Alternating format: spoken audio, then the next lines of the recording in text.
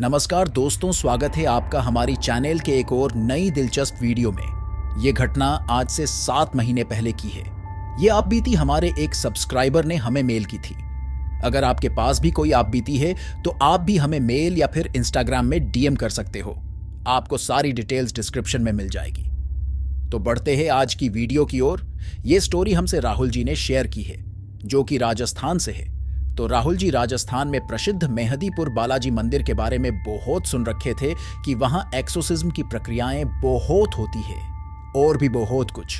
तो राहुल अपने छोटे भाई से मिलके वहां जाने का प्लान बनाते हैं और निकल पड़ते हैं। वहां मंदिर के अंदर जाते ही उन्हें कुछ अजीब सी ही वाइब्स आ रही होती है। वो दोनों बालाजी के दर्शन करने के लिए लाइन में लग जाते हैं। तभी राहुल जी के मम्मी का फोन आती है। तो फोन पर उनकी मम्मी से बात करते वक्त उनकी मम्मी कहती है, उसकी आवाज बराबर नहीं आ रही है, तुम दोनों भाई कहाँ हो और बाहर निकल के बात करो। तब राहुल जी सोचते हैं कि शायद मंदिर के अंदर नेटवर्क प्रॉब्लम होगी। तो राहुल अपने छोटे भाई को बोलते हैं, जिनका नाम अभय होता है, तू आराम से दर्शन करके मुझे बाहर मिल। इधर आवाज ठीक से नहीं आ रही है तो मैं मंदिर के बाहर जाके मम्मी से बात कर रहा हूँ। 20 मिनट बाद अभय मंदिर से बाहर आता है और बोलता है, भैया आप इधर हो और मुझे अभी थोड़ी देर पहले ऐसा लगा कि आप मुझे पीछे से बुला रहे हो और मैं मुड़ के देखा तो कोई नहीं था। फिर राहुल बोलते हैं कि तुझे इस शोर शराबे में जरूर वहम हुई होगी। वैसे भी यहाँ पर एक अलग सी ही नेगेटिव वाइब्स आ रही है। चल चलते हैं, यहाँ मम्मी घर जल्दी आने बोल रही थी। मेहदीपुर बालाजी मंदिर पर एक्सोर्सिज्म के दौरान पीड़ित लोगों के शरीर से जो भूत प्रेत निकाले होते हैं वो वहीं पर भटका करते हैं और जो भी मंदिर से लौटते वक्त पीछे मुड़ के या चलो बोलने से या चलने संबंधित कोई इशारा करने से उनके साथ उनके घर आ सकते हैं। तो फिलहाल अभय ने भी वही कर दिया। किसी प्रेत के राहुल बनके उसे आवाज देने से वो पीछे मुड़ के देख लिया। तो अब राहुल अभय के साथ एक समस्या भी उनके साथ जा रही है। अभय और राहुल को कोई अंदाजा भी नहीं है कि उनके साथ अब आगे क्या होने वाली है। खैर, वो दोनों सही सलामत घर पहुंच जाते हैं और रात को खाना पीना खा के सब सो जाते हैं। आधी रात जब राहुल जी पानी पीने उठते हैं तो देखते हैं कि अभय बालकनी पर किसी से बात कर रहा होता है। पर राहुल को उधर बालकनी पे अभय के अलावा कोई नहीं दिख रहा होता है या किसकी आवाज आ रही होती है। तब राहुल जी सोचते हैं कि शायद ईयरफोन लगाया होगा। तब राहुल जी दूर से ही अभय को बोलते हैं कि सो जा भाई, कल सुबह बात कर लेना जिससे भी बात कर रहा है, अभी रात के 2 बज रहे हैं।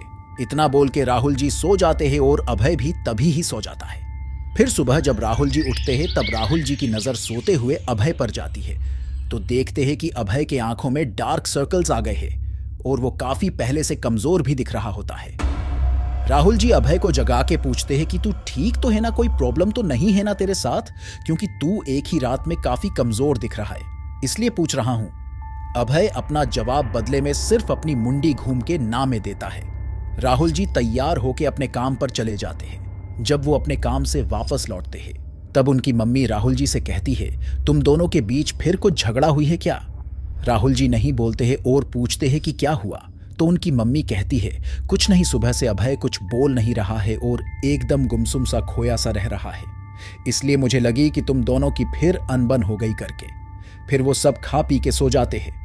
आधी रात राहुल जी जब पानी पीने उठते हैं तो देखते हैं कि अभय फिर बालकनी पे किसी से बात कर रहा होता है। राहुल जी फिर से अभय को सो जाने बोलते हैं और अभय सो जाता है। अगले दिन राहुल जी देखते हैं कि अभय अब और कमजोर दुबला पतला हो चुका है। ये देख राहुल जी दंग रह जाते हैं और अभय को उसी वक्त हॉस्पिटल में भर्ती करा देते हैं। तब डॉक्टर राहुल जी से कहते हैं कि इनकी शरीर में खून और पानी की मात्रा बहुत कम हो गई है, तो इसे खून और सलाइन चढ़ा देंगे, कल तक डिस्चार्ज मिल जाएगी अभय को। राहुल जी अभय का देखभाल करने के लिए उस दिन हॉस्पिटल में ही ठहर जाते हैं। आधी रात जब उनकी नींद खुलती है तो देखते हैं अभय अपने बेड पे नहीं होता है। तो वो उठ के देखते हैं कि अभय हॉस्पिटल के एक एकांत कोने में विंडो के पास किसी से बात कर रहा होता है, जहां लाइट की थोड़ी थोड़ी रोशनी आ रही होती है। राहुल जी अभय के पास बढ़ते हैं ये समझाने के लिए कि उसका तबीयत ठीक नहीं है, उसे ऐसे बेड छोड़ के जाना ठीक नहीं है। राहुल जी जैसे ही अभय के पास पहुंचते हैं तो उधर एक मिरर होती है जिसमें अभय की परछाई साफ दिख रही होती है और उसके साथ ठीक उसी के बगल के एक काली सी परछाई दिख रही होती है जो अभय के बाल सहला रही थी। राहुल जी ये देख के उधर ही जम गए।